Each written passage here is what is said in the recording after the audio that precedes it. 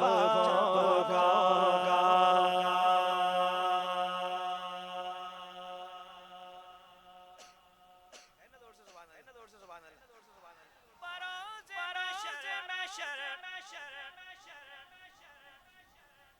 حسین سارے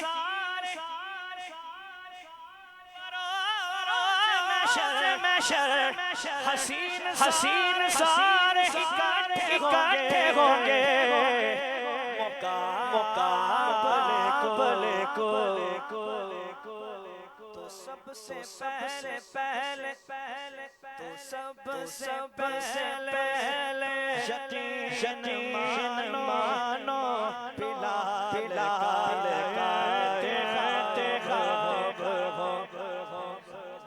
سب سے پہلے یقین مانو بلال کا انتخاب ہوگا جواب ہوں گے سبھی کے لیکن نہ مصطفیٰ کا جواب ہوگا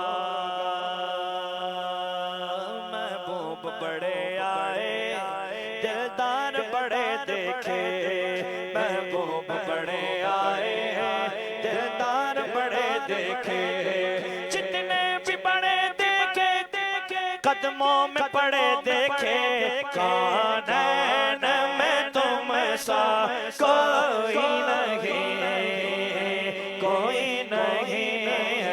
خط میں رسول مکی مدنی ہے خط میں رسول خط میں رسول مکی مدنی کونین میں تم سا کوئی نہیں کونین میں تم سا کوئی نہیں اے نور مجسم تیرے سوا اے نور مجسم تیرے سوا محبوب خدا کا کوئی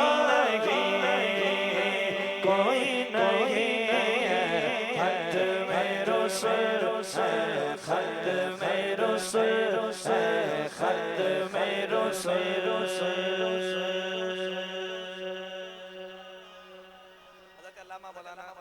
کامران قادری صاحب تشریف لے کر آ چکے ہیں ہمارے درمیان میں بہت ہی مختصر سے حاضری پیش کرنے لگا ہوں لیکن میں چاہتا ہوں یہ بھرپور ہوں زور سے کہیں سبحان اللہ میرے زمانے میں چار جان نگار یکتا تمہیں کو دیکھا میرے زمانے میں چار جان نگار یکتا تمہیں کو دیکھا حسین دیکھے جمیل دیکھے پر ایک تم سا تمہیں کو دیکھا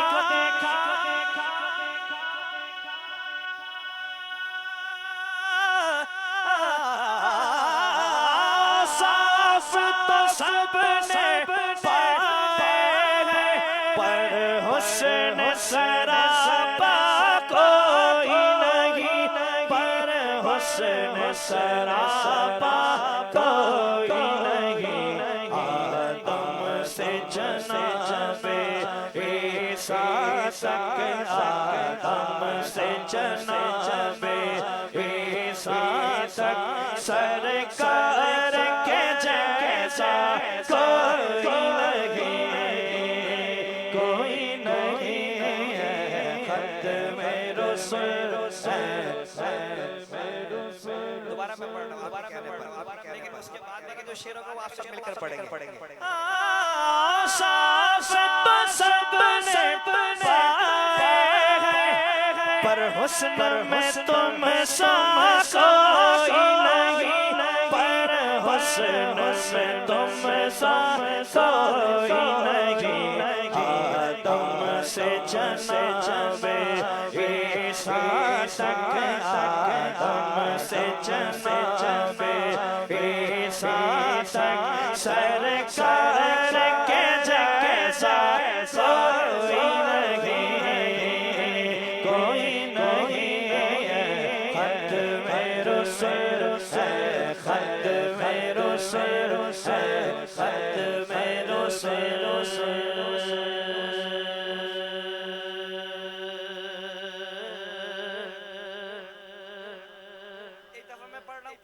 پھر سب پڑھیں گے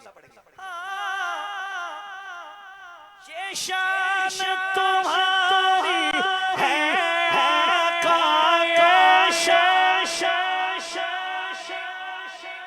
آقا، تم عرش بری پر پہنچے ہو، تم عرش بری پر پہنچے ہو، یہ شان نبی ہے سب لیکن معراج کا جوڑا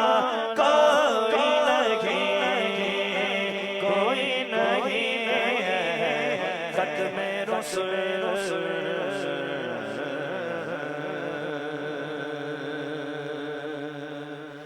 در نبی پر پڑا رہوں گا، پڑے ہی رہنے سے کام ہوگا۔ اللہ پاک ہمارے الحاج ذوالفقار علی حسینی بھائی کی مغفرت فرمائے، ان کے درجات کو بلند فرمائے، انہوں نے پڑھا بہت مشہور کلام، میں چاہتا ہوں سارے شامل ہو جائیں اس نیت سے کہ اس کا ثواب ہمارے ذوالفقار بھائی کو پہنچے مل کر۔ در نبی پر پڑا رہوں گا، پڑے ہی رہنے سے کام ہوگا،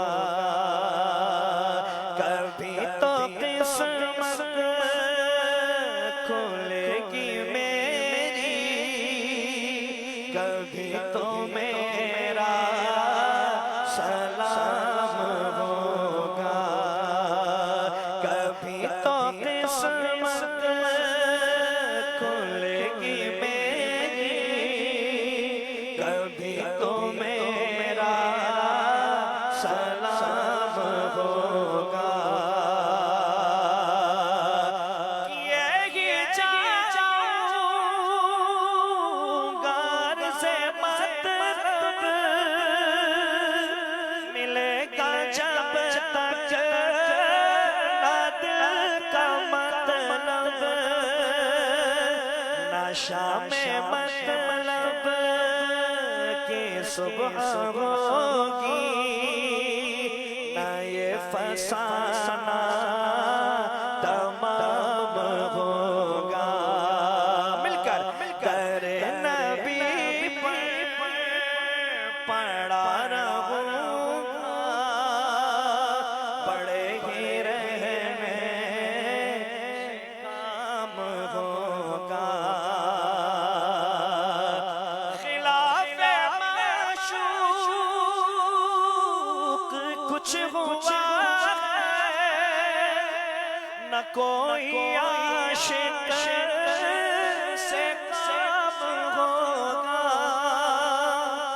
خدا بھی ہوگا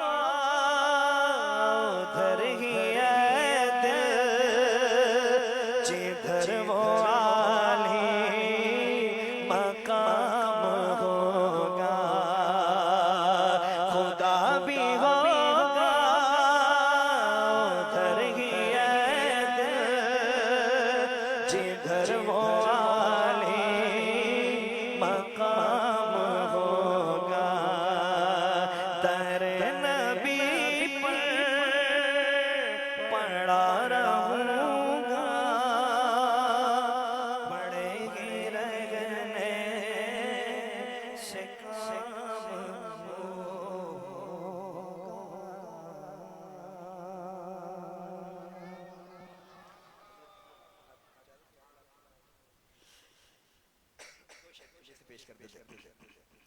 یا محمد نور مجسم، یا حبیبی یا مولائی، تصویر کمال محبت، تنویر جمال خدائی، یا محمد نور مجسم، تیرا وصف بیان ہو کسے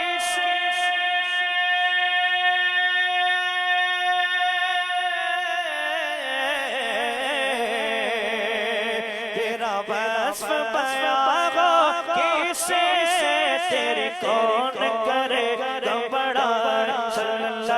تیری کون کرے گا بڑائی صلی اللہ تیری کون کرے گا بڑائی کس گرد سفر میں گم ہے کس گرد سفر میں گم ہے جبریل امی کی رسائی یا محمد نور مجسم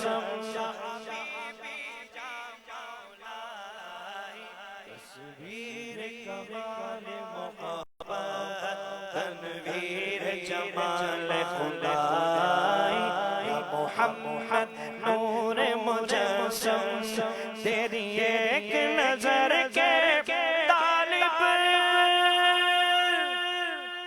تیری ایک سخن پر قربا صلی اللہ تیرے ایک سخن پر قربا یہ سب تیرے دیوانے یہ سب تیرے دیوانے یہ سب تیرے شہدائی یا محمد نور مجسم یا حبیبی یا مولائی تصویر کمال محبت تنویر جمال خدائی یا محمد نور مجسم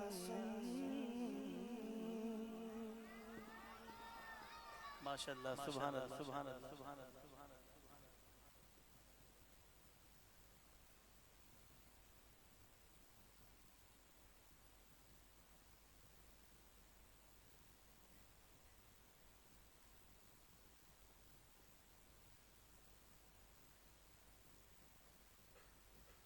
ماشاءاللہ سبحان اللہ ایک مرتبہ کہہ دیجئے سبحان اللہ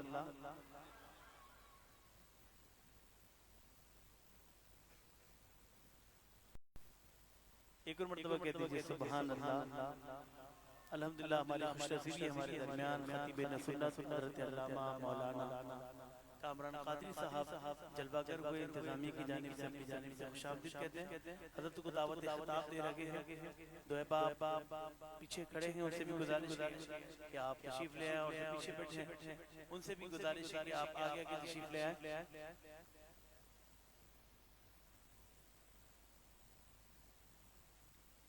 ایک مرتبہ کہہ دیجئے سبحان اللہ ایک اور مرتبہ کہہ دیجئے سبحان اللہ سینے کا زور لگا کر ہاتھوں کو بلند کر کے کہہ دو سبحان اللہ جو ان کے در پر صدا دیا کرتے ہیں ہر مصیبت سے وہ دور رہا کرتے ہیں میرے آقا کو مدینے تک محدود نہ کرو وہ تو عاشقوں کے سینوں میں رہا کرتے ہیں ملتمس ہوں خطیب اہل سنت نجم من النجوم منبع خیر العلوم حضرت علامہ مولانا کامران قادری صاحب کہ وہ آئیں اپنے نورانی عرفانی خطاب سے ہمارے قلوب کو منور فرمائے نعرہ تکبیر نعرہ رسالت نعرہ رسالت نعرہ حیدری نعرہ غوثیہ حضرت علامہ مولانا محمد کامران صاحب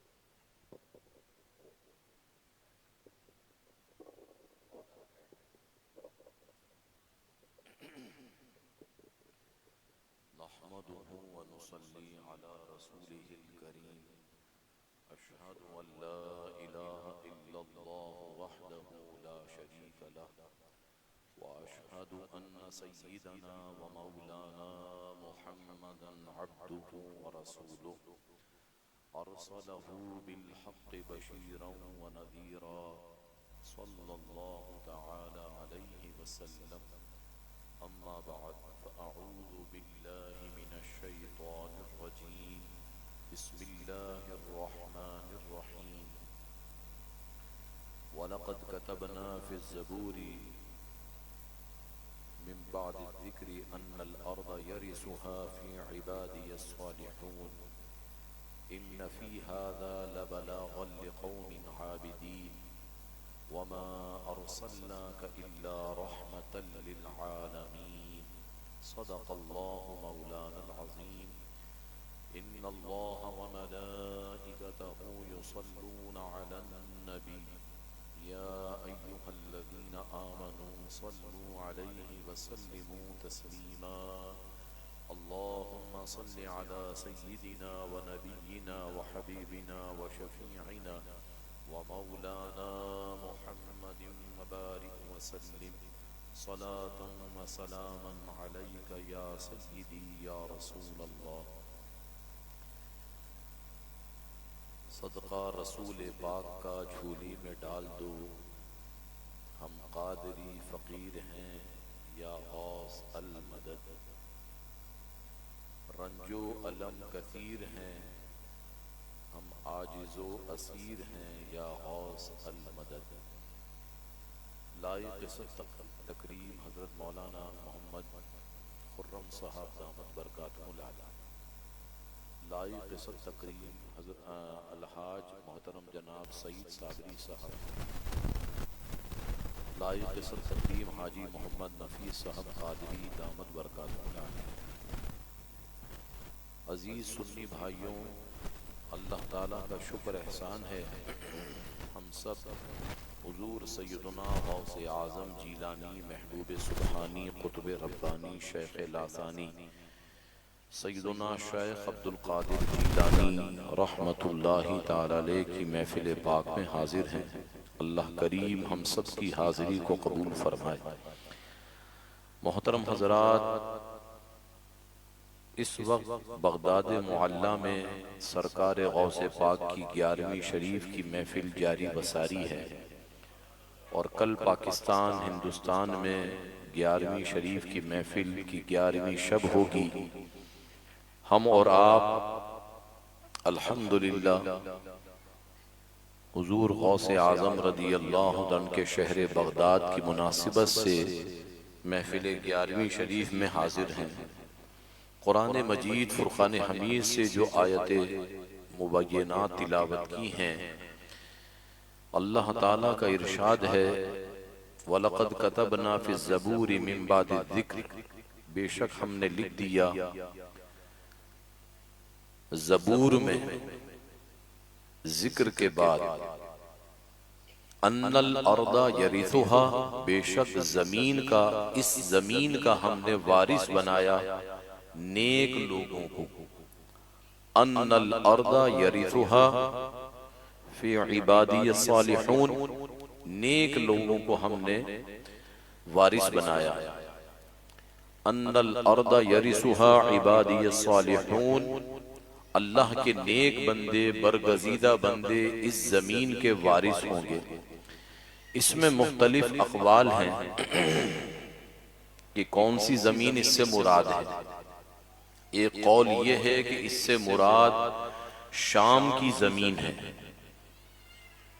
جو فلسطین کے قریب ہے شام ہی وہ زمین ہے کہ جس میں اللہ تعالیٰ کے نیک بندے کثیر تعداد میں ہیں اور ایک حدیث کے مطابق شام کی زمین پر ابدال ہوتے ہیں 70 یا 40 ابدال ہر وقت شام کی زمین پر جلوہ گر ہوتے ہیں پوری دنیا میں جہاں کہیں سے بھی کوئی اللہ کا ولی انتقال کرتا ہے تو وہاں سے بھیجا جاتا ہے ایک روایت میں یہ فرمایا کہ 300 اللہ کے نیک بندے اس روئے زمین پر ہر وقت موجود رہتے ہیں ان کی برکت سے زمین و آسمان کے درمیان رہنے والے لوگ راحت پاتے ہیں سکون پاتے ہیں چین حاصل کرتے ہیں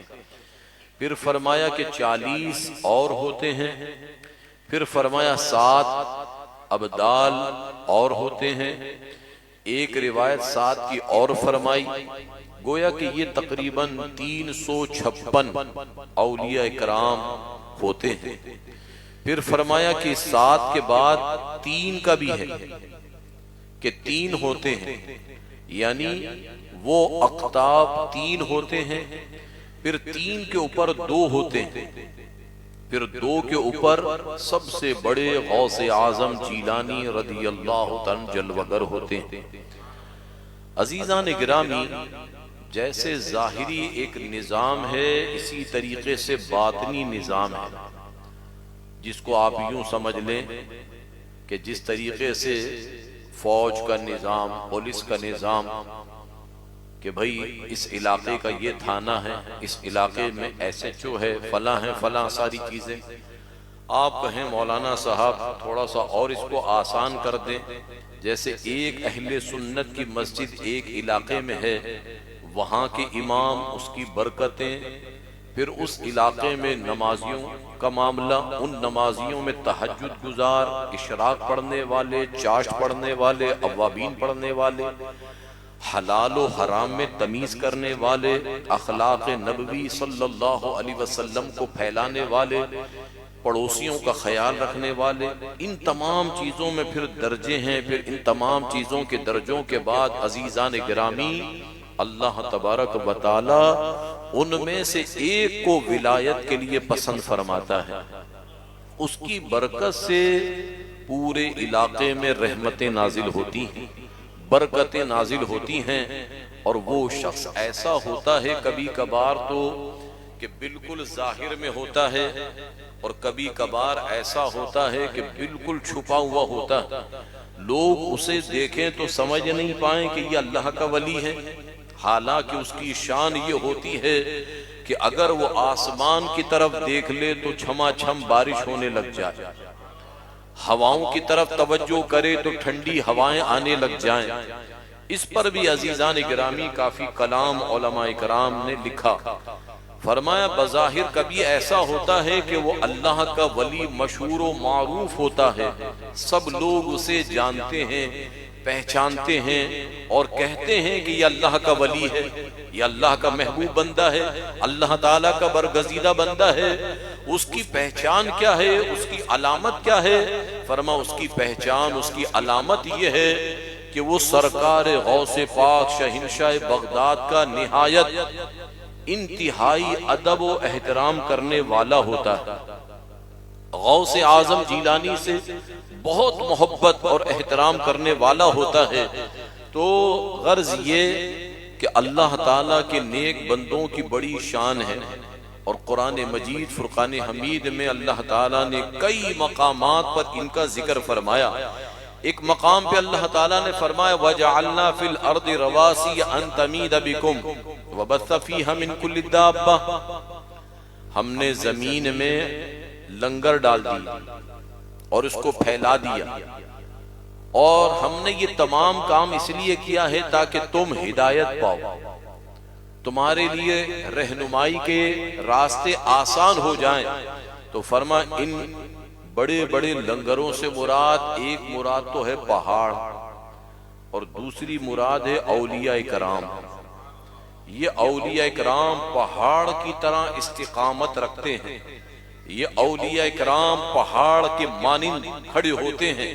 سیدنا فاروق اعظم رضی اللہ عنہ کے احوال میں ہم نے پڑھا کہ سیدنا فاروق اعظم جب کھڑے ہوتے یا کہیں بیٹھتے تو ایسا لگتا تھا کہ جیسے پہاڑ ہے، اتنے جناب جیوٹ تھے، اتنے شاندار بدن کے مالک تھے، اللہ تعالیٰ نے انہیں اتنی شاندار گویا کہ جسامت عطا فرمائی۔ اور یہ بھی پڑھا کہ سیدنا فاروق اعظم کی شان یہ تھی کہ دراز قد تھے، لمبا قد تھا، اور جب دیکھتے تھے تو ایسا لگتا تھا کہ کسی اونچی جگہ سے دیکھ رہے ہیں، اونچائی سے دیکھ رہے ہیں۔ تو اللہ کے نیک بندے جبل الاستقامت ہوتے ہیں، استقامت کے پہاڑ ہوتے ہیں، آندھی آئے، طوفان آئے، کچھ بھی ہو جائے، دنیا ادھر سے ادھر ہو جائے، یہ اللہ تعالیٰ کے نیک بندے اللہ تعالیٰ کے حکم کی پابندی بجا لاتے ہیں۔ ہمارے اور آپ کے جیسے نہیں ہوتے کہ ذرا سی تیز ہوا چل جائے، بارش ہو جائے تو گھر میں ہی نماز پڑھ لیں، کتوں کے ڈر سے گھر میں ہی نماز پڑھ لیں۔ سمجھے آپ؟ کتنے لوگ کہتے ہیں کہ بھائی فجر میں کیوں نہیں آتے؟ ارے مولانا صاحب کیا بتائیں، اتنے کتے ہیں کہ اگر فجر میں نکلیں تو وہ کتے بھونک بھونک کے کاٹ کے برا حال کر دیں گے۔ تو عزیزان گرامی وہ اللہ تعالیٰ کے نیک بندے اللہ تعالیٰ کے احکام کی پابندی کرتے ہیں، اللہ تعالیٰ ان پر اپنا خصوصی کرم فرماتا ہے، پھر اس کے بعد اس میں تقوی اور پرہیزگاری کی شان یہ ہوتی ہے اللہ تعالیٰ سے لمحہ لمحہ ڈرتے ہیں، کوئی کلمہ ایسا زبان سے نہ نکل جائے، کسی سے بات چیت کرتے ہیں تو بات چیت گفتگو تو اس سے کرتے ہیں، لیکن اللہ تعالیٰ سے خوف کے مارے بار بار اللہ تعالیٰ کو یاد کرتے ہیں، اللہ تعالیٰ کا ذکر کرتے ہیں۔ وَلَقَدْ كَتَبْنَا فِي الزَّبُورِ مِن بَعْدِ الذِّكْرِ أَنَّ الْأَرْضَ يَرِثُهَا عِبَادِيَ الصَّالِحُونَ إِنَّ فِي هَذَا لَبَلَاغًا لِقَوْمٍ عَابِدِينَ۔ عبادت کرنے والے لوگوں کے لیے، قوم کے لیے کافی ہے جو پہنچا ہے تم تک۔ اس سے مراد کیا ہے؟ کیا چیز پہنچی ہے ہم تک جو عبادت کرنے والوں کے لیے کافی ہے؟ فرما قرآن مجید فرقان حمید ہم تک پہنچا، اور عبادت کرنے والوں کے لیے قرآن کافی و شافی و وافی۔ قرآن مجید فرقان حمید کا ذکر کرنے کے بعد آپ قرآن مجید کا مطالعہ فرمائیں، تلاوت فرمائیں، تو آپ دیکھیں گے کہ جہاں قرآن کا ذکر آیا اللہ تعالیٰ نے فوراً صاحب قرآن کا ذکر کیا، جہاں قرآن کا ذکر آیا وہاں صاحب قرآن کا ذکر کیا۔ ان فی ھذا یہ کافی ہے، لبلاغا لقوم عابدین، عبادت کرنے والی قوم کے لیے قرآن مجید کافی ہے، فوراً صاحب قرآن کا ذکر کیا۔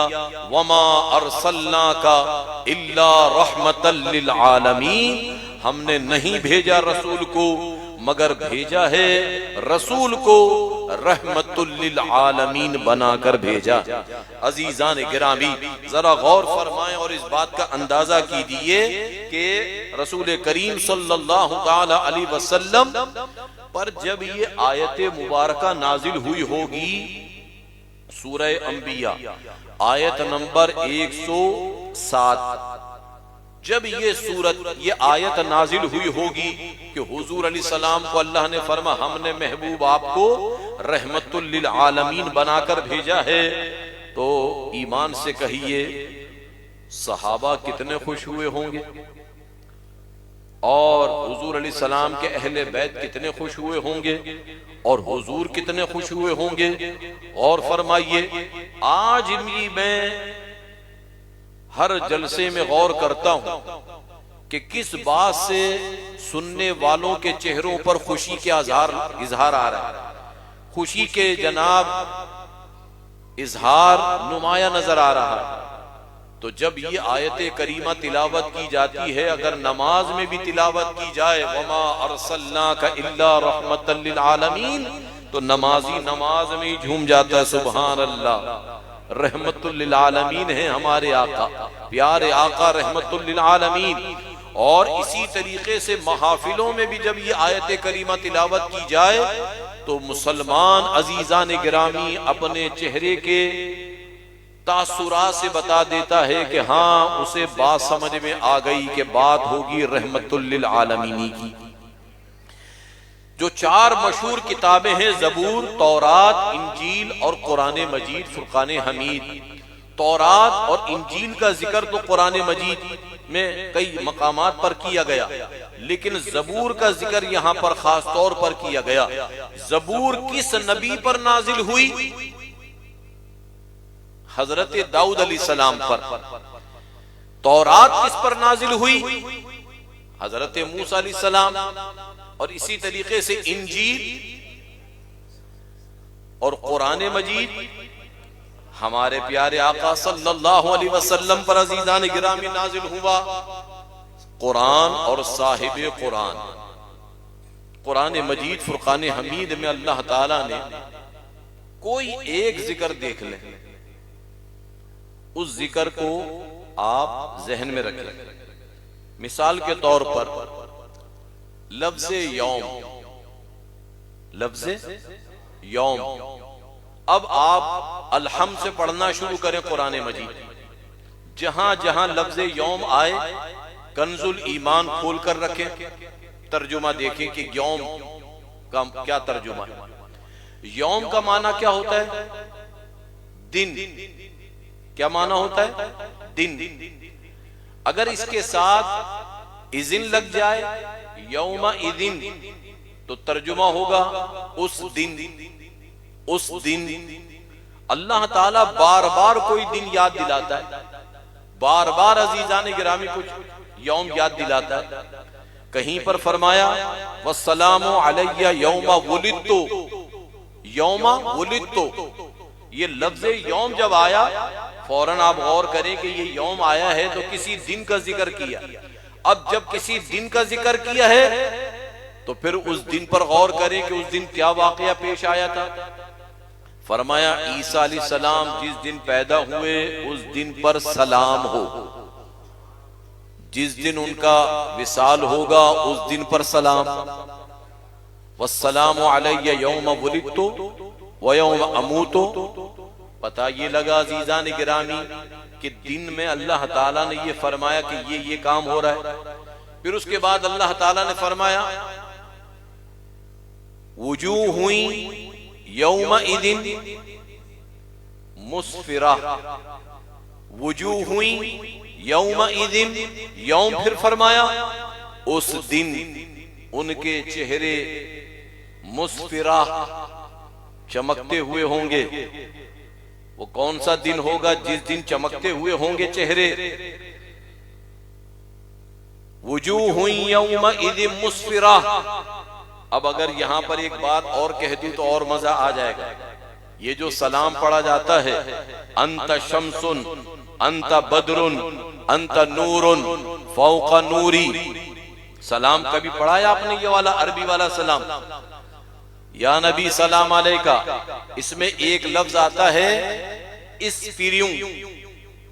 اسفریوں انت غالی، یعنی یا رسول اللہ آپ تو روشن چہرے والے ہیں، سب سے زیادہ روشن چہرہ حضور کا ہے. اچھا حضور کو دیکھنے کی تمنا ہر مومن کو ہے یا نہیں؟ اچھا اپنے جیسے کو کیا دیکھنے کی تمنا ہوتی ہے؟ بھائی بولو تو صحیح. یار کچھ نہیں ہوتی. اپنے جیسے آدمی کو دیکھنے کی تمنا نہیں ہوتی، بلکہ تمنا ہوتی ہے تو خوبصورت سے خوبصورت دیکھنے کو تمنا ہوتی. کوئی آدمی کہے ذرا میں آپ کو بدصورت دکھاتا ہوں تو کہے گا نہیں بھائی رہنے دو، خوبصورت دیکھنا چاہتا ہوں. خوبصورت مرد زیادہ خوبصورت ہوتا ہے یا عورت؟ یہ تو پہلے سے یاد کر کے بیٹھے میں مرد. گھر میں جا کے بولا نا مرد زیادہ خوبصورت ہے تو عورت کہتی ہے مجھ سے تو خوبصورت کوئی ہے ہی نہیں. سمجھے آپ؟ خلیفہ ہارون رشید جو تھے ان کی اہلیہ جو تھیں انہوں نے کہا بھئی ہم اتنے خوبصورت ہیں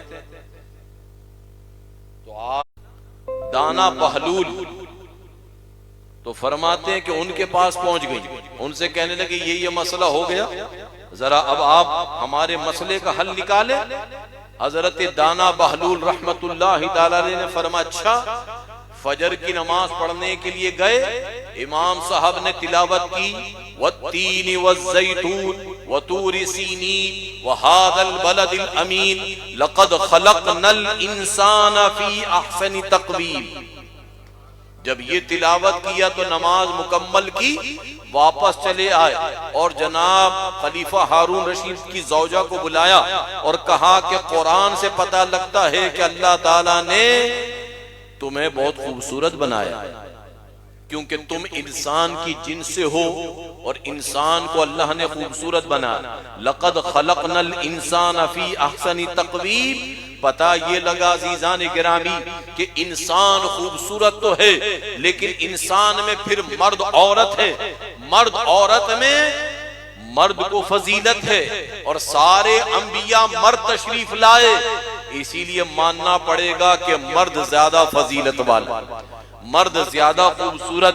یہ بات ایک الگ عزیزان گرامی اس کو رکھیے، لیکن یہ بات تو طے ہے ساری مخلوق میں، سارے انسانوں میں، سارے جناب ملائکہ میں اور تمام میں سب سے زیادہ حسین و جمیل ہمارے حضور ہیں. حضور ہمارے حسین و جمیل. آدمی حسین و جمیل ہو تو اولاد بھی حسین و جمیل ہوتی ہے. اسی لیے فتاوی رضویہ میں اعلیٰ حضرت امام اہل سنت نے غالباً 24ویں جلد میں یہ مسئلہ موجود ہے کہ شادی کرنے سے پہلے اس بات کو بھی دیکھا جائے کہ جہاں نکاح کر رہا ہے وہ لوگ معاذ اللہ، یہ جملہ تو جناب عجیب سا لگ رہا ہے کہ کوئی آدمی حبشن سے نکاح نہ کرے ورنہ اولاد کا اس پر اثر آئے گا. آدمی کچھ اور ہے، یہ جا کر حبشن سے نکاح کر لے تو اس کا اولاد پر اثر آئے گا. اگر یہیں پر یہ بات کہہ دوں تو آپ کو اور مزہ آ جائے گا کہ حضور جب اتنے خوبصورت ہیں تو ایمان سے کہو پھر امام حسن حسین کتنے خوبصورت ہوں گے، کیونکہ حضور کی اولاد میں سے ہیں. پھر حضور کی اولاد سے اور آگے بڑھیں تو امام جعفر صادق، امام باقر، امام رضا، امام موسیٰ، امام کاظم، امام علی، امام تقی، امام نقی، ان سبوں کو دیکھتے چلے آئیں اور آگے بڑھیں تو میرے اور آپ کے آقا غوث اعظم کتنے خوبصورت ہوں گے. حضور سیدنا غوث اعظم جیلانی کی خوبصورتی عزیزان گرامی کتنی اعلیٰ و بالا ہوگی. لہٰذا جتنے بھی اولیاء کرام ہیں یوں تو سارے ہی خوبصورت ہیں، لیکن غوث اعظم جیلانی اور آپ کی اولاد بڑی حسین و جمیل ہے، بڑے حسن و جمال والے ہیں. اور خوبصورت ہونے کا ایک وظیفہ یہ بھی ہے کہ خوبصورتوں سے محبت کی جائے تو اللہ تعالیٰ ان کی محبت کے صدقے اسے بھی خوبصورت بنا دیتا ہے.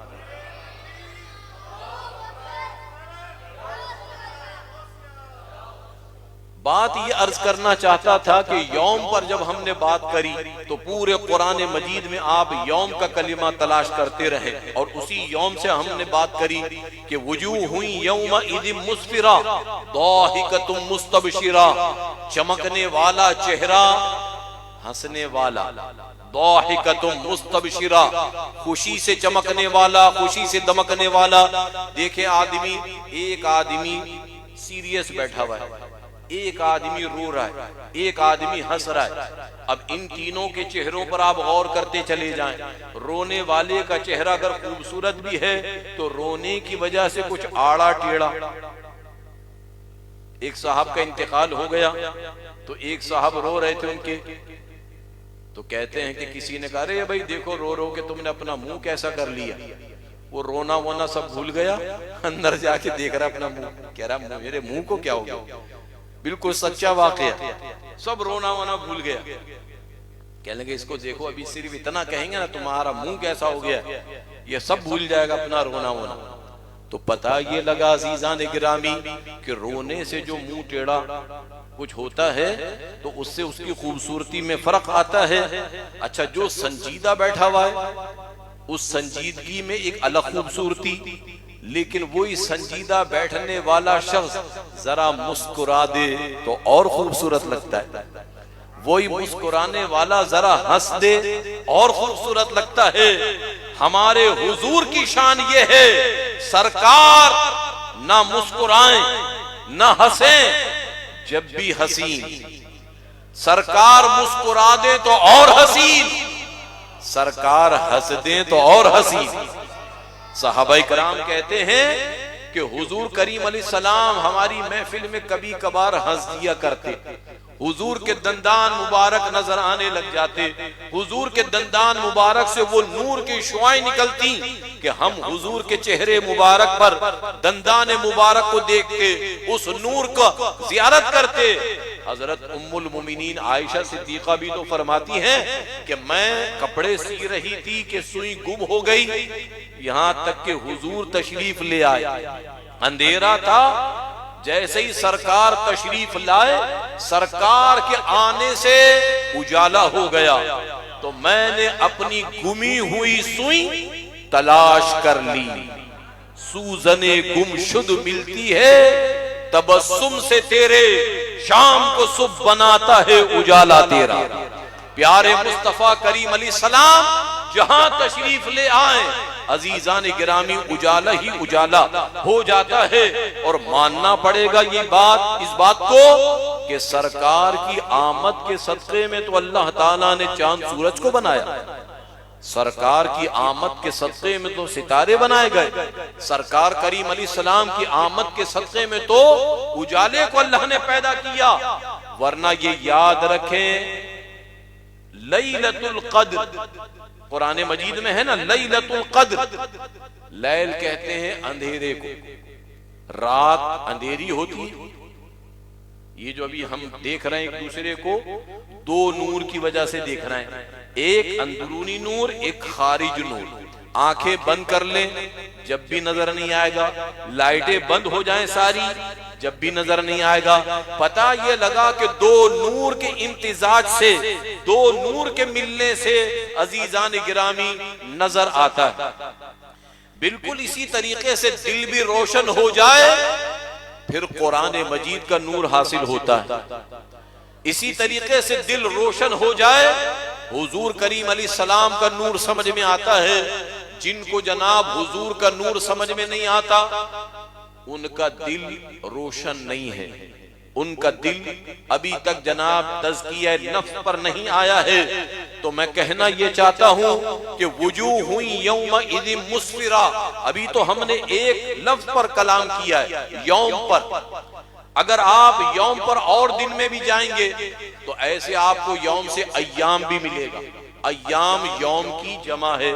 سورہ فاتحہ میں بھی تو ایک یوم ہے. کیا ہے یوم؟ الرحمن الرحیم مالکی یوم الدین، یعنی قیامت کے دن کا مالک کون ہے؟ اللہ تبارک و تعالی. وہ قیامت کے دن کا مالک ہے اور پیارے مصطفیٰ قیامت کے دن کے سردار ہیں. حدیث مشکات باب فضائل سید المرسلین میں یہ مل جائے گی آپ کو حدیث. حضور نبی کریم علیہ السلام نے فرمایا کہ میں اولاد آدم کا سردار ہوں، میں اولاد آدم کا سردار ہوں. اور سنو قیامت میں سب لوگ میرے پاس آئیں گے شفاعت کے لیے. شفاعت کا دروازہ سب سے پہلے میں کھٹکھٹاؤں گا، سب سے پہلے جنت کا دروازہ میرے لیے کھولا جائے گا. عزیزان گرامی اندازہ اور غور تو کیجیے اس بات پر کہ مسلمان جبھی میلاد مصطفیٰ منانے میں زیادہ کوشش کرتا ہے کہ سرکار دو عالم صلی اللہ تعالی علیہ وسلم کو راضی کر لے، حضور کو راضی کر لیں. اچھا دوسری طرف سے آواز آتی ہے فلسطین میں جناب جہاد ہو رہا ہے اور آپ یہاں پر میلاد کر رہے ہیں. اچھا بھائی تو پھر ہم کیا کریں؟ آپ بتا دیں کیا کریں. آپ یہاں پر عرس اور 11ویں کر رہے ہیں، وہاں پر جہاد ہو رہا ہے، وہاں پر جہاد کرنے والے بھی میلادی ہیں سارے کے سارے. سمجھے آپ؟ وہاں پر جہاد کرنے والے بھی سارے کے سارے میلادی ہیں اور وہی جہادی ہیں، وہی جہادی ہیں. فلسطین میں کوئی ایک بھی جناب دوسرا نہیں رہتا، سارے کے سارے الحمدللہ یا رسول اللہ کہنے والے، سارے کے سارے شہادت کے متمنی. عزیزان گرامی یوں تو وَلَقَدْ كَتَبْنَا فِي الزَّبُورِ أَنَّ الْأَرْضَ يَرِثُهَا عِبَادِيَ الصَّالِحُونَ. اس آیت کریمہ میں بھی اللہ تعالیٰ نے خوشخبری عطا فرمائی. فرما ہم نے تو یہ لکھ دیا ہے کہ وارث تم ہی ہوگے. کبھی وارث کی صورت میں فاروق اعظم تشریف لائیں گے، کبھی جناب سلطان ناصر الدین ایوبی تشریف لے کر آئیں گے، صلاح الدین ایوبی، کبھی سلطان سلیم تشریف لے کر آئیں گے. اور انشاءاللہ دعا کیجئے اللہ تبارک و تعالی جلد ہمیں اور آپ کو خوشخبری عطا فرمائے کہ تمام بیت المقدس کا قبضہ کفار کا ختم ہو گیا اور مسلمانوں کا قبضہ ہو گیا. عزیزان گرامی اس بات کا اندازہ اور تڑپ اور پھڑک یوں کر سکتے ہیں آپ اور میں. اللہ نہ کرے، اللہ نہ کرے کعبۃ اللہ شریف پر کوئی چڑھائی کرے تو دنیا بھر کے مسلمان اٹھ کھڑے ہوتے ہیں یا نہیں؟ مدینہ منورہ مسجد نبوی شریف پر معاذ اللہ کوئی چڑھائی کرے، کوئی جناب اس پر حملہ کرے، کوئی اس میں بے ادبی کرے، سارے دنیا کے مسلمان کھڑے ہوتے ہیں یا نہیں؟ اسی طریقے سے پوری دنیا کے مسلمان الحمدللہ بیت المقدس کے معاملے میں بھی بالکل سنجیدہ ہیں۔ ہاں یہ ایک بات الگ ہے کہ جو لوگ ان محافلوں سے دور ہیں، علماء سے دور ہیں، عزیزان گرامی اور مذہبی ماحول سے دور ہیں اور قرآن سے دور ہیں، وہ جانتے نہیں ہیں کہ بیت المقدس کیا ہے۔ کسی عام آدمی سے آپ پوچھ لیں بھائی بیت المقدس کیا ہے، کہے گا بھائی پتہ نہیں کیا ہے بیت المقدس۔ سمجھے آپ، بیت المقدس قبلہ اول ہے۔ حضور نبی کریم علیہ السلام نے مدینہ منورہ آنے کے بعد بھی 17 مہینے تک بیت المقدس کی طرف رخ کر کے نماز پڑھی۔ ایک بات تو یہ۔ اچھا اس کے بعد دیکھیں حضور کی شان اور قدر و منزلت اللہ کے دربار میں کتنی اعلیٰ و بالا ہے۔ دیکھیں آپ اپنے بچے سے کہتے بھائی پانی پلاؤ، وہ 5 منٹ کے بعد پانی لے کر آ رہا ہے، آپ بولے بھائی تم ادھر، اور 5 منٹ بعد پانی لا رہے ہو، وہ کہنے لگ جائے نماز پڑھ رہا تھا۔ بہت آسانی سے آپ یوں بھی سمجھ جائیں گے، آپ گئے دہی لینے کے لیے، 2 منٹ بعد کھٹ سے آ گئے، ٹھک ٹھک دروازہ کھٹکھٹ آ رہے ہیں، بیگم دروازہ ہی نہیں کھول رہی، پھر ٹھک ٹھک ارے ابھی تو میں گیا ہوں، پھر ٹھک ٹھک، پھر ٹھک ٹھک، پورے 7-8 منٹ تک جتنا دہی ٹھنڈا اتنا دماغ گرم، دھوپ میں کھڑے ہوئے انتظار کر رہے ہیں۔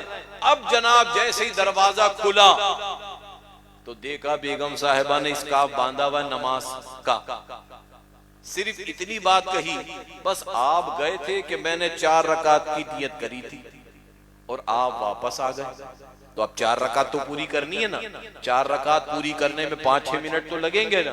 تو عزیزان گرامی پتہ یہ لگا کہ کوئی نماز پڑھ رہا ہو، اب کوئی ڈانٹے گا اس کو یا پھر بھی لڑنا شروع ہو جائے گا، کمبخت تو نماز پڑھنے کیوں کھڑی ہوئی، نماز کیوں پڑھ رہی ہے؟ آدمی کہے گا اگر یہ نماز کا معاملہ نہیں ہوتا تو پھر میں تمہیں قوالیاں سناتا۔ تو نماز کی برکت سے آدمی بہت سارے لڑائی جھگڑے دنگے فساد سے بچ جاتا ہے، ٹھیک ہے نا صاحب؟ اچھا نماز پڑھ رہے تھے آپ، نماز پڑھ رہے تھے آپ، کسی نے دوران نماز ہی آپ سے کہہ دیا یہ کام کرنے کے لیے، جب بھی آپ کام نہیں کریں گے نماز پڑھیں گے، ایسے ہی ہے یا نہیں؟ اچھا نماز پڑھنے کے لیے کھڑے ہوئے، اللہ اکبر، ادھر پیاس لگ گئی، اب پانی پی سکتے ہیں؟ کیوں نہیں پی سکتے؟ حرام ہے۔ اب کیا ہے پانی پینا؟ حرام۔ اللہ اکبر، اس کو تکبیر تحریمہ اسی لیے کہتے ہیں، اس نے سب اب حرام کر دیا۔ کھانا پینا حرام، اب کھا پی نہیں سکتے، نماز شروع ہو گئی اب کھا پی نہیں سکتے۔ اچھا اب آپ کا دل چاہ رہا ہے کہ نہیں بہت تیز پیاس لگ رہی ہے۔ رمضان المبارک میں کیا ہوتا ہے، ادھر پورا دسترخوان صاف کر کے یہ آدمی پہنچتا ہے نا مسجد میں، پھر مولانا صاحب سے کہتا ہے ارے آپ نے اتنی تیز نماز پڑھا دی، ہم آئے تو سلام پھر رہے ہیں آپ۔ تو مولانا صاحب کہتے ہیں جب آپ دسترخوان بالکل صاف کر کے آئیں گے تو نماز تو پوری ہو جائے گی۔ اگر آپ تھوڑا بہت کھا کر کچھ پانی پی کر شربت پی کے فوراً چل دیں تو آپ کو پہلی رکعت مل جائے گی، بلا تشبیہ بلا تمثیل۔ نماز شروع کر دو تو جب بھی کچھ نہیں کر سکتے، کسی کو حکم بھی نہیں دے سکتے کہ بھئی پانی لاؤ پانی پلاؤ، اب تو نماز پوری کرنی ہے۔ لیکن سنو پیارے مصطفیٰ کی شان کتنی اعلیٰ، حضور نے نماز شروع کر دی۔ قرآن مجید فرقان حمید، قد نرا تقلب وجہک فی السماء، اے حبیب ہم تمہارا آسمان کی طرف چہرہ کرنا دیکھ رہے، قد نرا تقلب وجہک فی السماء فلنولینک قبلۃ ترضاها، اے حبیب جو تم اپنا چہرہ آسمان کی طرف کر رہے ہو، تم یہ چاہتے ہو کہ تمہارا قبلہ بیت المقدس سے بدل کر کعبۃ اللہ کو بنا دیں۔ حبیب نماز کی حالت میں ہی ہم نے تمہاری آرزو پوری کر دی۔ فولی وجہک شطر المسجد الحرام، نماز کی حالت میں ہی مسجد حرام کی طرف رخ کر لو۔ قد نرا تقلب وجہک فی السماء فلنولینک قبلۃ ترضاها، یہ ترداہا کا مزہ کچھ اور ہے، ترداہا کا مزہ کچھ اور ہے، جس کو آپ یوں سمجھ لیں کہ کوئی آدمی کہے کہ بھائی کتنی دیر تقریر کرنی ہے، کوئی صاحب کہیں آدھے گھنٹے، اچھا صاحب، کوئی صاحب کہیں 1 گھنٹے، اچھا صاحب، لیکن ایک اہل محبت کہہ دے جتنی دیر آپ کی مرضی آئے تقریر کریں۔ وقت کی پابندی لگانے والا کم یا زیادہ، ٹھیک ہے نا، کم یا زیادہ، لیکن یہ بتائیے یہ کہنا جتنی آپ کی مرضی آئے کر لیں تو کیا مطلب ہوا؟ اس شخص نے کہہ دیا کہ سارے معاملات آپ پر چھوڑ دیے، سارے معاملات آپ پر چھوڑ دیے۔ گھبرائیے مت، کہیں آپ سمجھے 2 گھنٹے تقریر کروں گا، میری عادت ہے کہ زیادہ سے زیادہ 1 گھنٹے تقریر کرنے کی۔ تو کہنا یہ چاہتا ہوں رب کریم نے کیا فرمایا؟ فرمایا فَلَنُوَلِّيَنَّكَ قِبْلَةً تَرْضَاهَا، اے محبوب جدھر تمہاری مرضی آئے ادھر منہ کر لو، ادھر ہی تمہارا قبلہ بنا دیں گے۔ حضور نے منہ کدھر کیا؟ کعبۃ اللہ کی طرف، بیت المقدس ادھر کعبۃ اللہ۔ حضور آگے نماز پڑھا رہے، 2 رکعت نماز ہو چکی تھی، سرکار نماز سے نکلے یا بیچ میں سے نکلے اور ادھر رک کر کے کھڑے ہو گئے۔ جتنے بھی حضور علیہ السلام کے صحابہ پیچھے نماز پڑھ رہے تھے، کسی نے یہ نہیں کہا حضور یہ کیا کر رہے ہیں، کہاں جا رہے ہیں، نماز ٹوٹ جائے گی، یہ ہو جائے گا، وہ ہو جائے گا۔ نہیں، وہ جانتے تھے کہ حضور جو کر رہے ہیں بالکل صحیح ہو رہا ہے۔ حضور نے ادھر رک کر کے نماز شروع کر دی، صحابہ نے اپنی صفیں ادھر رک کر لی۔ اب ہے کوئی حضور جیسا؟ کوئی ہے حضور جیسا؟ یہاں تو عزیزان گرامی اگر امام ذرا سی لمبی نماز کر دے تو لوگ چوں چرا کرتے ہیں، مختصر کر دے جب بھی چوں چرا کرتے ہیں۔ عام طور پر عصر 6 منٹ 7 منٹ میں نماز ہوتی ہے۔ کتنے منٹ میں؟ 6-7 منٹ میں نماز ہوتی ہے۔ اب ایک صاحب آئے، کہنے لگے مولانا صاحب ہم ذرا آج 3 منٹ لیٹ ہو گئے، تو آئے تو 2 رکعت نکل چکی تھی، تو کیا مطلب کتنے منٹ کی نماز پڑھائیں؟ کہنے لگے کم از کم 10-12 منٹ کی تو نماز پڑھائیں۔ لیجئے صاحب، آپ 3 منٹ دیر نکل کر آؤ اپنے گھر سے اور آنے کے بعد ہم سے کہو ہم لمبی نماز پڑھاتے رہیں۔ یاد رکھو کہ نماز کے معاملے میں صحابہ کرام فرماتے ہیں حضور کی نماز سے کسی کو نہیں دیکھا کہ حضور سے ہلکی نماز کوئی پڑھاتا ہو۔ حضور ہلکی نماز پڑھاتے تھے، کامل نماز پڑھاتے تھے۔ ہلکی نماز ہو، کامل نماز ہو، یہ ہونا چاہیے۔ برا مت مانیے گا، پتہ نہیں مسجد کے امام کتنے یہاں بیٹھے ہوئے، کہیں برا مان جائیں۔ بعض آئمہ مساجد جو نیا امام بنتا ہے نا، وہ تو سوچتا ہے اچھے طریقے سے نماز پڑھوں گا۔ مغرب میں بھی ایسا لگتا ہے کہ جیسے بالکل جناب 15 منٹ کی نماز، سمجھے آپ؟ تو نماز میں وہ نماز جو ہلکی ہو، کامل ہو، ایسا ہونا چاہیے۔ اچھا، اب بات یہ چل رہی تھی کہ قبلے کا رخ، حضور کی قدر و منزلت۔ اللہ تعالیٰ نے یہ نہیں فرمایا پیارے حبیب یہ نماز تو مکمل کر لو پھر ہم جبریل امین کو بھیج دیں گے، بلکہ اللہ تعالیٰ نے عین نماز کی حالت میں حکم فرما دیا کہ عین نماز کی حالت میں فرما دیا محبوب جو تم چاہتے ہو وہ کر لو۔ اب حضور نے بھی کر لیا۔ عزیزان گرامی، لیکن ذرا یہ تو پتہ لگے کہ حضور آپ نے قبلے کی طرف بیت المقدس سے ادھر رخ کیوں کیا؟ اس کو کعبۃ اللہ کو قبلہ کیوں بلایا گیا؟ اللہ تعالیٰ فرماتا ہے ہم نے کعبۃ اللہ کو اس لیے تمہارا قبلہ بنایا تاکہ ظاہر کر دیں کہ کون نبی کی پیروی کرتا ہے اور کون اپنی چلاتا ہے۔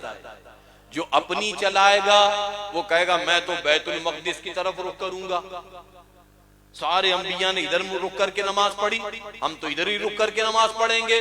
اور جو نبی کا سچا غلام ہوگا، سارے صحابہ نے اسی وقت حضور کی پیروی کی، حضور کے پیچھے جناب کعبۃ اللہ شریف کی طرف رک کر لیا، تو پتہ یہ لگا کہ حضور جو فرمائیں وہ کرنا ہوگا، اس سے ہٹ کر کوئی کام کرے گا یہودیوں کے صف میں جا کے کھڑا ہو جائے گا۔ یہودی کعبۃ اللہ کو ماننے کے لیے تیار نہیں ہے، نہ کعبۃ اللہ کی طرف آتے ہیں، نہ حضور کو مانتے، نہ قرآن کو مانتے، نہ کعبۃ اللہ کو مانتے. اور مسلمان موسیٰ علیہ السلام کو بھی مانتا ہے، عیسیٰ علیہ السلام کو بھی مانتا ہے، حضرت عزیر کو بھی مانتا ہے، بلکہ سارے نبیوں پر ایمان رکھتا ہے نا.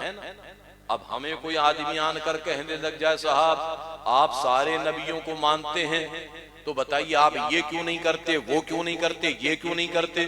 آپ سیدھا سا جواب دیں گے ارے صاحب ہم سارے نبیوں پر ایمان رکھتے ہیں لیکن پیروی اپنے پیارے مصطفیٰ کی کرتے ہیں. اللہ تعالیٰ نے یہی حکم دیا یا نہیں؟ من یطع الرسول فقد اطاع اللہ، رسول کی پیروی جس نے کی اس نے اللہ کی اطاعت کر لی، اس نے اللہ تعالیٰ کا حکم مان لیا. اس سے یہ مسئلہ پتہ لگ گیا کہ کوئی شخص یہ کہنے لگ جائے کہ آپ غوث اعظم کا عرس تو کرتے ہیں، غوث اعظم کی 11ویں تو کرتے ہیں، تو غوث اعظم رضی اللہ عنہ کی طرح رفع دین کیوں نہیں کرتے؟ یہ لوگ ہمارے لوگوں سے جب مسئلہ چھیڑتے ہیں ہمارے لوگ پریشان تھر تھر کانپنے لگ جاتے ہیں، کہتے ہیں اب کیا جواب دیں، اب کیا جواب دیں. اچھے اچھے عزیزان گرامی اس کے اندر پڑھے لکھے لوگ پریشان ہو جاتے ہیں. یہ پریشان ہونے والی بات ہی نہیں ہے. ہم اور آپ امام اعظم ابو حنیفہ رضی اللہ عنہ کے مقلد ہیں، انہی کی تقلید کرتے ہیں. سرکار غوث اعظم ہمارے روحانی پیشوا ہیں، ہمارے پیر طریقت ہیں عزیزان گرامی. لیکن اوپر چلے جائیں آپ حضرت عباس، حضرت عبداللہ ابن عباس، حضرت عبداللہ ابن مسعود، حضرت عبداللہ ابن عمر، ان تمام کے جناب فقہ کو دیکھیں آپ تو ہم اور آپ حضرت عبداللہ ابن مسعود کی روایت پر عمل کرتے ہیں. سمجھے آپ؟ حضرت عبداللہ ابن مسعود بھی صحابی، حضرت ابن عباس بھی صحابی، حضرت عبداللہ بن عمر بھی صحابی. یہ تمام کے تمام صحابی تو ہیں لیکن وہ صحابی جن کی شان یہ ہے سرکار کریم علیہ السلام نے فرمایا عبداللہ ابن مسعود میرے پیچھے نماز پڑھا کرو کیونکہ میرے بعد لوگ تم سے نماز سیکھیں گے. فرماتے میں نے حضور کے پیچھے ایک عرصے تک نماز پڑھی. حضور کریم علیہ السلام نے صرف ایک مرتبہ رفع یدین کرتے تھے، وہ پہلی تکبیر میں ہاتھ کانوں کی لو تک اٹھاتے اور اس کے بعد باندھ لیتے، پھر پوری نماز میں رفع یدین نہیں کرتے. امام اعظم ابو حنیفہ رضی اللہ تعالیٰ انہی کے عزیزان گرامی حدیث کو لیتے ہیں اور ہماری دلیل انہی کی حدیث ہے. لہذا پتہ یہ لگا عزیزان گرامی کہ ہم اور آپ غوث اعظم کی 11ویں تو کرتے ہیں لیکن تقلید کرتے ہیں امام اعظم ابو حنیفہ رضی اللہ عنہ کی. حضرت آدم علیہ السلام کو فرشتوں نے سجدہ کیا یا نہیں کیا؟ بھائی بولو تو صحیح. یار کچھ یا ناراض ہو رہے ہیں؟ کیا. حضور کو سجدہ کیا؟ نہیں کیا. حضور کو سجدہ کسی نے کرنے کی اجازت مانگی تو سرکار نے منع فرما دی. فرما نہیں، میری امت میں میری شریعت میں سوائے اللہ تبارک و تعالیٰ کے کسی کو سجدہ جائز نہیں. اگر ہوتا تو عورتوں کو حکم ہوتا کہ اپنے شوہروں کو سجدہ کریں.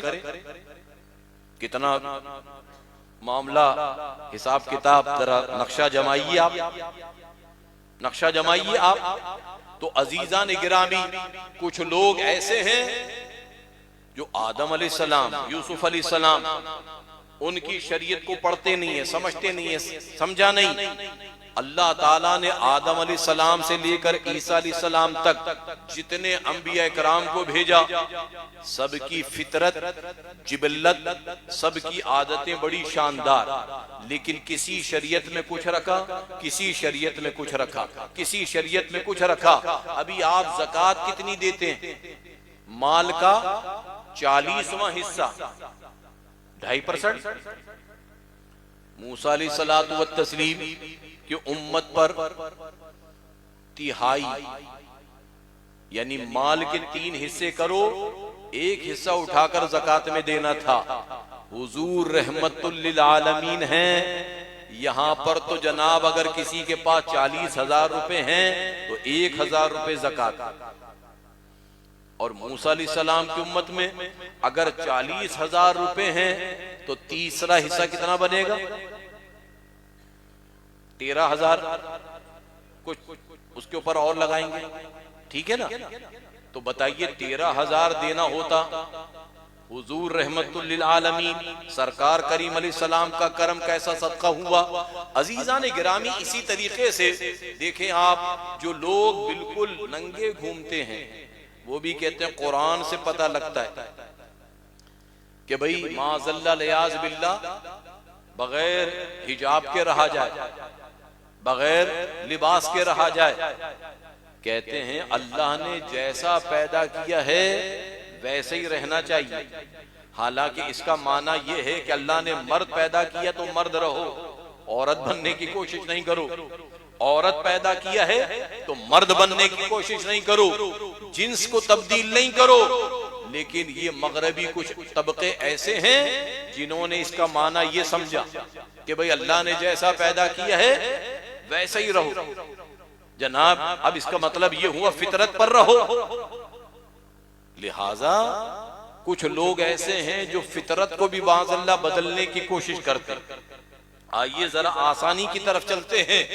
حضور رحمت للعالمین، حضور کی رحمت کا صدقہ یہ ہے کہ سرکار کریم علیہ السلام کی رحمت کا صدقہ اللہ تعالیٰ نے ہمارے لیے حضور کے صدقے میں حلال جانور عطا فرمائے۔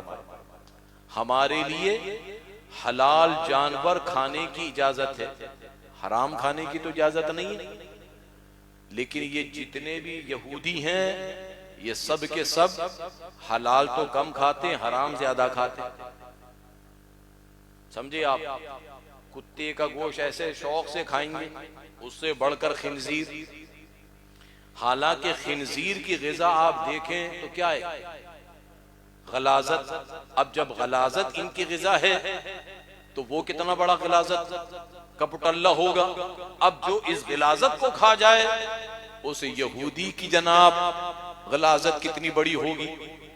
اسی لیے یاد رکھیں اس وقت مسلمان فلسطین کے غزہ کے جو جنگ کر رہے ہیں اسی غلاظت سے کر رہے ہیں، اسی غلاظت کو جناب ہٹانا چاہتے ہیں کہ بیت المقدس پاک اور صاف ہو جائے، ستھرا ہو جائے۔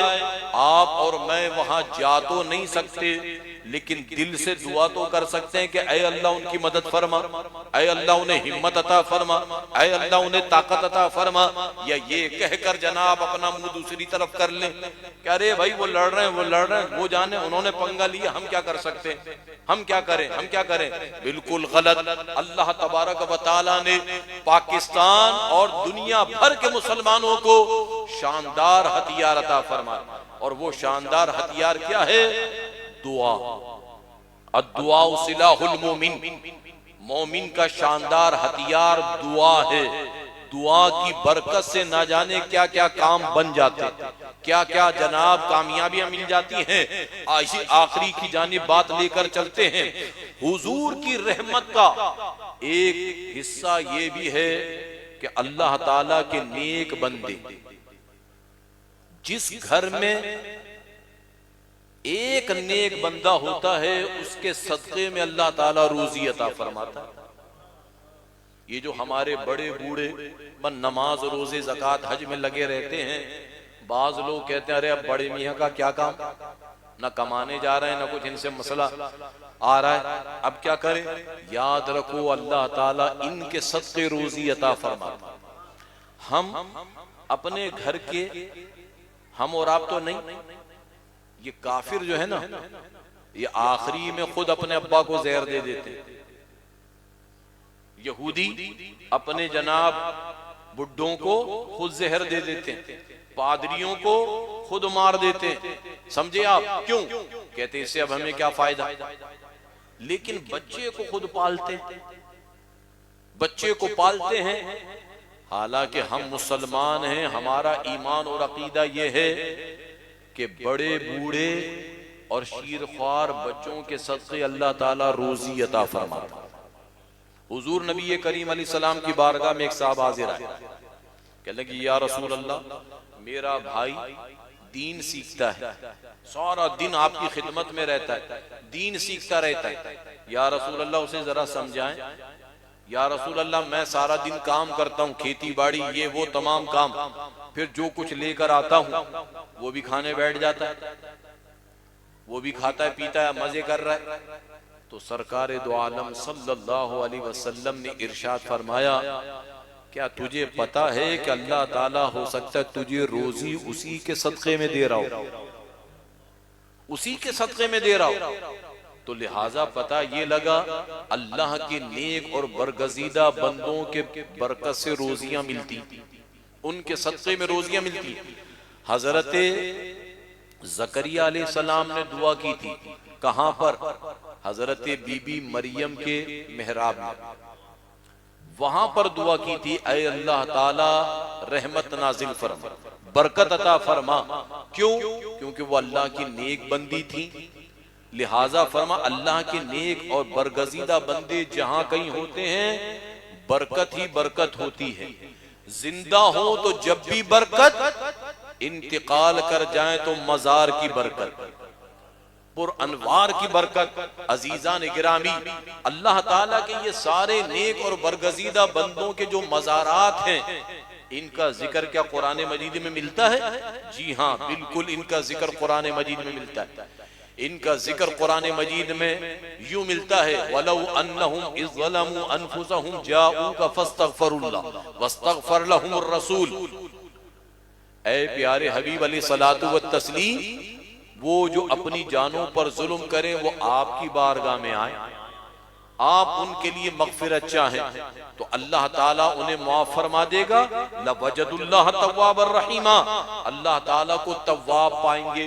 اب ایک اصولی بات سمجھنے کی، حضور کیا صرف اپنے زمانے کے لیے رحمت للعالمین تھے؟ آج بھی حضور رحمت للعالمین ہیں، قیامت تک ہیں، قیامت میں بھی ہیں اور جنت میں بھی ہیں. سمجھے آپ؟ حضور نبی کریم علیہ الصلوۃ والتسلیم رحمت للعالمین ہیں. حضور ظاہری حیات سے ہیں جب بھی رحمت، حضور اپنے مزار میں چلے جائیں جب بھی رحمت. مجھے آپ بتائیے مدینہ شریف جانے کے لیے مسلمان تڑپتا ہے یا نہیں؟ کیوں جاتا ہے؟ کس لیے جاتا ہے؟ کیونکہ سرکار کا فرمان ہے جو میرے روزے پر آئے گا، جو میرے پاس آئے گا، دو اسے جناب خوشخبری عطا فرمائی گئی، اس کی مغفرت ہو جائے گی اور اس کی میں حشر کے دن شفاعت کروں گا. من زار قبری وجبت لہ شفاعتی.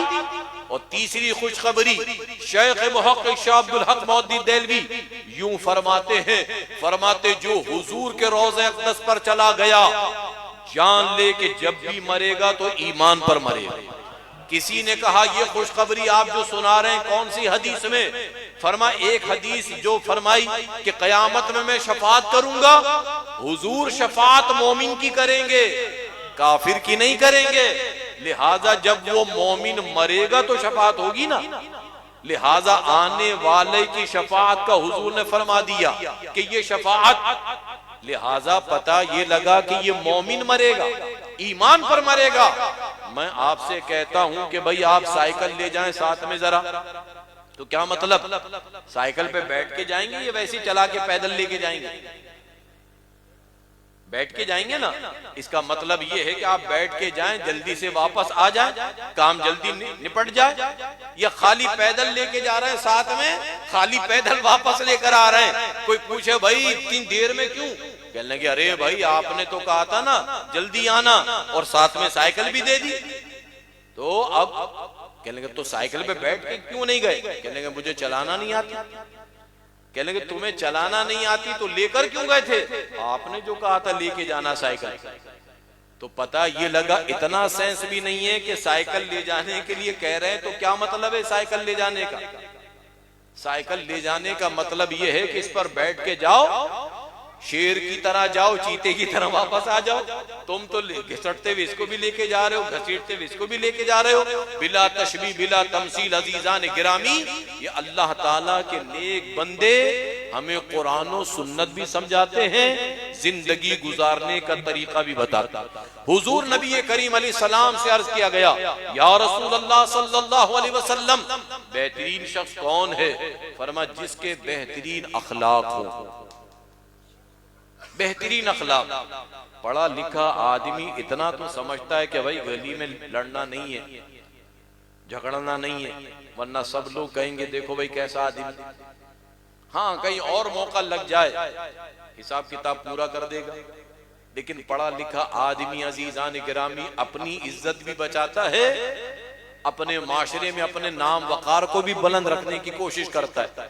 لیکن اس کے مقابلے میں جاہل آدمی، وہ اتنی بات سمجھتا ہی نہیں، وہ آپ سے لڑنے لگ جائے گا، چیخنے چلانے لگ جائے گا، جھگڑنے لگ جائے گا۔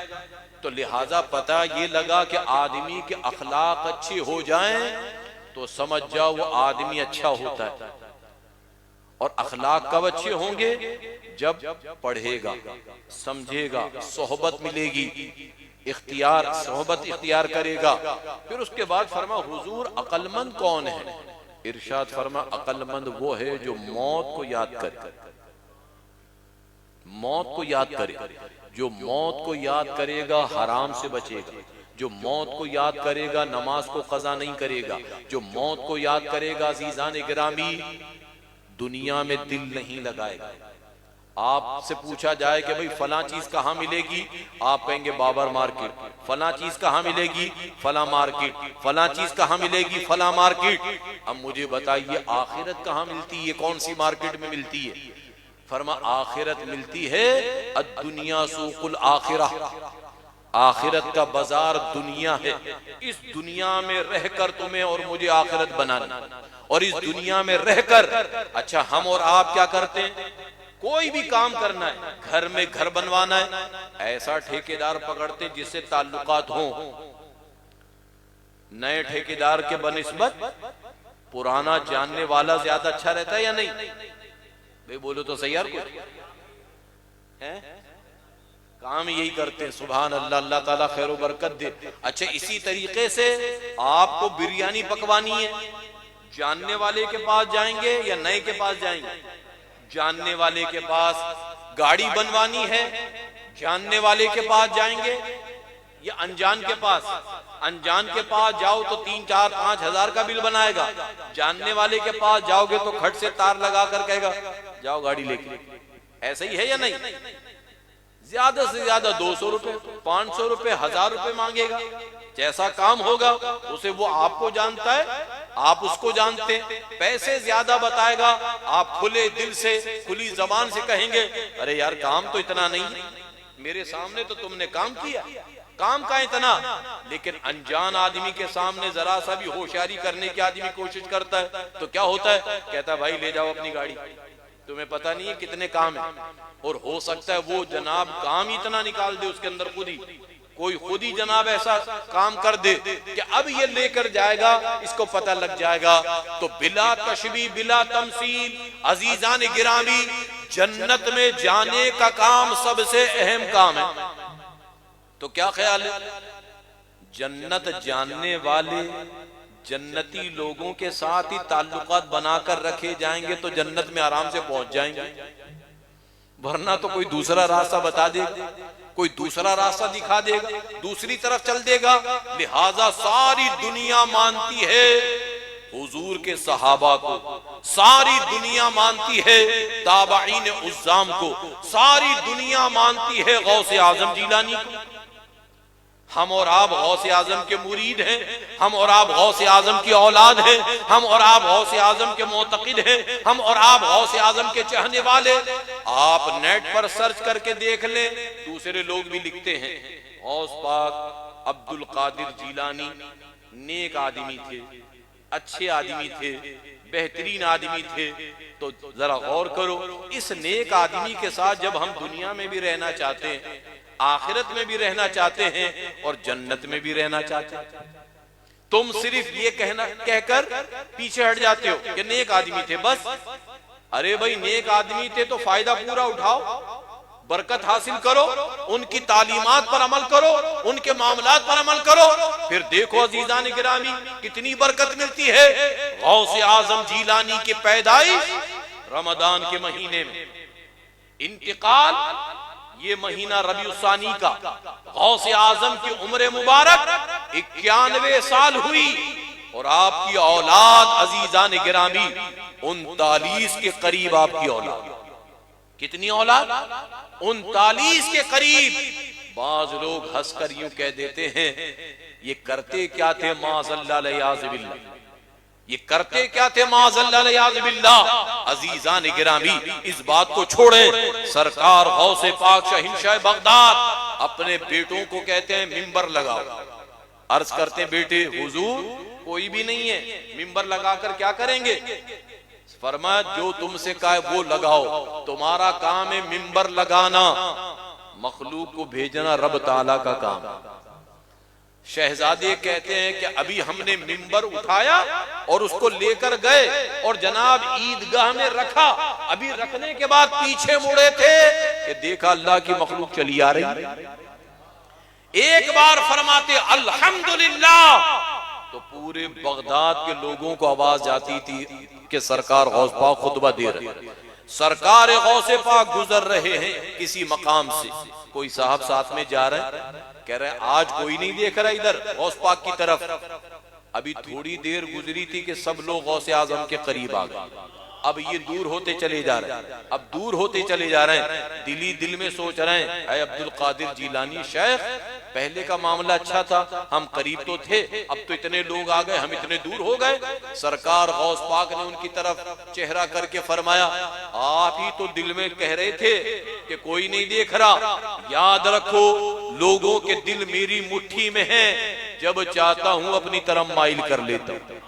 یہ 11ویں کرنے والے، یہ عرس غوث اعظم کرنے والے، یہ غوث اعظم کو یاد کرنے والے، ہمارا دل سرکار غوث پاک کی مٹھی میں ہے، جب چاہتے ہیں اپنی طرح مائل کر لیتے ہیں۔ غوث اعظم جیلانی رضی اللہ تعالیٰ کی بارگاہ دربار لگا ہوا ہے، اور ایک صاحب آئے روتے ہوئے، سرکار غوث پاک نے فرمایا کیا ہوا؟ کہنے لگے ابا کا انتقال ہو گیا۔ فرمایا کب؟ کہا 2 سال پہلے۔ فرمایا اب رو رہے ہو؟ 2 سال پہلے انتقال ہوا، رو اب رہے ہو؟ کہنے لگے ہاں کل رات خواب میں آئے تھے، ابا بڑی پریشانی میں ہیں، تکلیف میں ہیں، لہٰذا میرے ابا نے کہا شیخ کے پاس جانا، شیخ کے پاس جانا، لہٰذا میں آپ کی بارگاہ میں آ گیا ہوں، میرے ابا بڑی پریشانی میں، قبر میں بڑی تکلیف میں ہیں۔ فرمایا اچھا تمہارے ابا کیا ہمارے مرید تھے؟ کہا پتہ نہیں۔ کہا اچھا تمہارے ابا کبھی ہمارے خانقاہ کے آگے سے گزرے؟ کہنے لگے جی حضور رہتے ادھر ہی تھے تو ادھر ہی سے گزرتے ہوں گے۔ فرمایا کہ جاؤ جاؤ اللہ تعالیٰ کرم فرمائے۔ وہ شخص چلا گیا، 2-4 دن کے بعد واپس آیا مسکراتا ہوا، مٹھائی کا ڈبہ ٹوکرا ساتھ میں لے کر آیا۔ اب تو کہہ دو سبحان اللہ، اب تو مٹھائی بھی آ گئی ہے، اب تو مٹھائی بھی آ گئی ہے، لہذا وہ مٹھائی کا ٹوکرا لے کر آ گیا، اور سرکار سیدنا غوث اعظم جیلانی رضی اللہ عنہ سے کہنے لگا حضور کھائیے۔ فرمایا کس بات کی مٹھائی ہے، کس بات کی خوشی ہے؟ کہا حضور کھائیے، ابا کو خواب میں دیکھا ہے، اب بڑی اچھی حالت میں، اب بہت اچھی حالت میں ہیں۔ سرکار غوث پاک شہنشاہ بغداد فرماتے ہیں میں نے رب تعالیٰ کی بارگاہ میں عرضی پیش کی، مولا جو یہاں سے گزرتا ہے اس پر بھی رحم فرما، اس پر بھی کرم فرما۔ تیرے ابا پر اللہ نے رحم فرمایا۔ کہنے لگا جی میرے ابا میرے خواب میں آئے، بہت اچھے، اب تو مٹھائی کھائیے۔ سرکار غوث پاک نے فرمایا سب کو کھلاؤ، سب کو مٹھائی کھلائی جا رہی ہے۔ مٹھائی کھلانے کے بعد کہنے لگا اجازت ہے حضور۔ فرمایا وہ تو بتاؤ جو تمہارے ابا نے تم سے ایک بات اور کہی تھی۔ کہنے لگا ہاں یاد رکھو میرے ابا نے یہ کہا تھا بیٹا سب کچھ تو چھوڑ دینا لیکن دامن غوث پاک نہ چھوڑنا۔ لہٰذا ہم اور آپ سب چیزیں تو چھوڑ سکتے ہیں لیکن غوث پاک کا دامن نہ چھوڑے۔ اللہ تعالی ہمیں اسی پر زندگی عطا فرمائے، اسی پر موت عطا فرمائے۔ صدقہ رسول پاک کا میری جھولی میں ڈال دو، ہم قادری فقیر ہیں، یا غوث المدد. کتنے جناب رنج، کتنے غم پیدا ہوتے چلے جا رہے ہیں. رنج و غم کثیر ہیں، ہم عاجز و اسیر ہیں، ہم قادری فقیر ہیں. یا غوث المدد، اللہ تبارک و تعالی ہم سب کو غوث اعظم کی سچی محبت اور برکت عطا فرمائے. وما علینا الا البلاغ.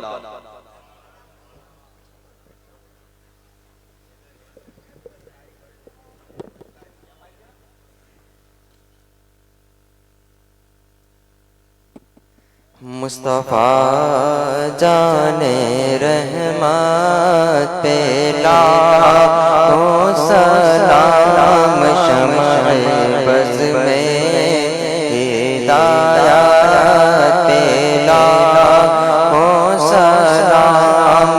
جی سوہانی گھڑی چمکا طیبہ کا چاند، جی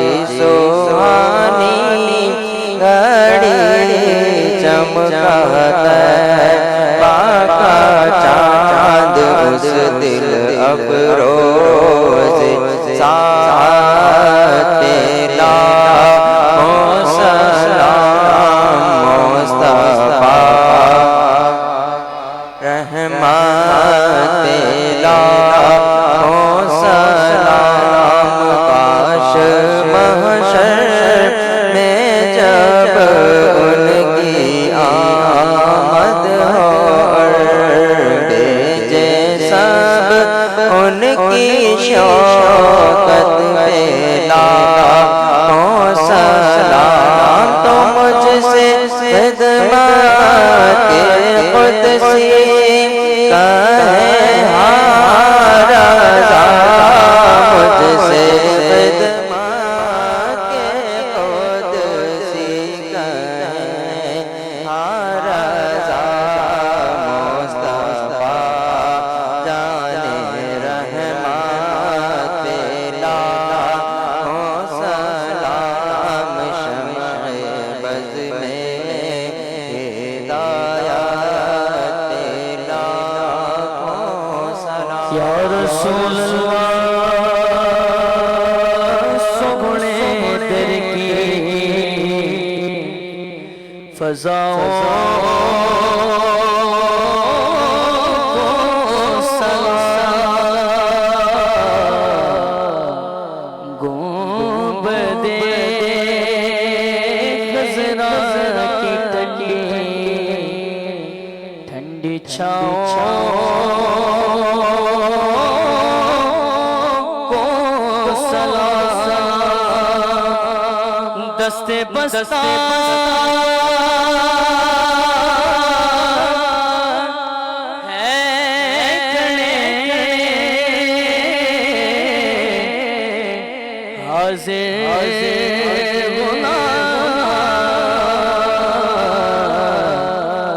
پیش کرتے ہیں غلام مالا زلا یا الہی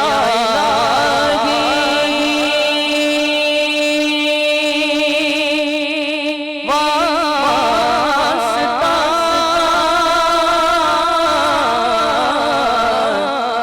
آلِ رسول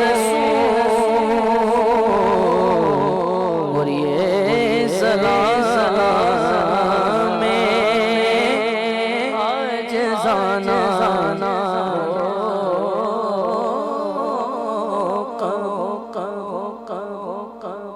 تشریف رکھیے. بسم اللہ الرحمن الرحیم. الحمد للہ رب العالمین الرحمن الرحیم مالک یوم الدین. ایاک نعبد و ایاک نستعین. اهدنا الصراط المستقیم صراط الذین انعمت علیہم غیر المغضوب علیہم ولا الضالین. آمین. اللهم صل على سيدنا ومولانا محمد وبارك وسلم. یا الہ العالمین یا ارحم الراحمین، اپنے کرم اپنے فضل سے اس محفل پاک کو اپنی بارگاہ میں شرف قبولیت عطا فرما. الہی اس کا ثواب نبی کریم علیہ السلام، تمام نبیین، صدیقین، شہداء، والصالحین جمیع اولیاء کاملین بالخصوص سردار اولیاء سلطان اولیاء سیدنا غوث پاک شہنشاہ بغداد کی بارگاہ میں پیش کرتے ہیں قبول فرما حضور سید وارث علی شاہ صاحب حضرت سلطان میاں رحمۃ اللہ علیہ حضرت جمیل میاں رحمۃ اللہ علیہ حضرت خواجہ عزیز الاولیاء سلیمانی حضرت لالا امیر حسن خان سلطانی رحمۃ اللہ تعالی علیہ بانو بیگم محبوب خان پھندن بیگم اور جتنے بھی یا اللہ اولیاء اکرام کے نام لکھے گئے امام احمد رضا خان انیس قادری عظیم بھائی علی حسن بسم اللہ بیگم شیر بابا شفیق احمد نیاز محمد ہاشم خان اور گھر کے تمام جتنے بھی افراد ہیں سب کو اللہ تعالیٰ خیر و برکت عطا فرمائے محمد یونس نذیر احمد خان اختر علی افسری بیگم جان محمد قادری الہی سب پر خصوصی رحم و کرم فرما حضور غوث پاک کی برکتوں سے مالا مال فرما ایمان جان مال عزت آبرو کو سلامتی عطا فرما فلسطین کے مسلمانوں کی مدد فرما دنیا بھر کے مسلمانوں کی مدد فرما یا اللہ ہم سب کی پریشانیاں بیماریاں دور فرما غوث اعظم کی محبت عطا فرما غوث اعظم کی عقیدت عطا فرما غوث اعظم کا احترام عطا فرما یا اللہ اولیاء اکرام کی محبت عطا فرما الہی اس محفل کے کرنے کرانے والے سجانے والے سب کو برکتیں عطا فرما عادل صاحب اور ان کے اہل خانہ اور ان کے تمام خاندان اور دوست احباب جتنے بھی اس محفل پاک میں آئے بیٹھے ہیں سب پر خصوصی رحمتوں کا نزول فرما سب پر برکتوں کا نزول فرما ان اللہ وملائکتہ یصلون علی النبی یا ایھا الذین آمنوا صلوا علیہ وسلموا تسلیما اللہم صل علی سیدنا وشفیعنا ومولانا محمد وبارک وسلم سبحان ربک رب العزت عما یصفون وسلام علی المرسلین والحمد للہ رب العالمین بحق لا الہ الا اللہ محمد رسول اللہ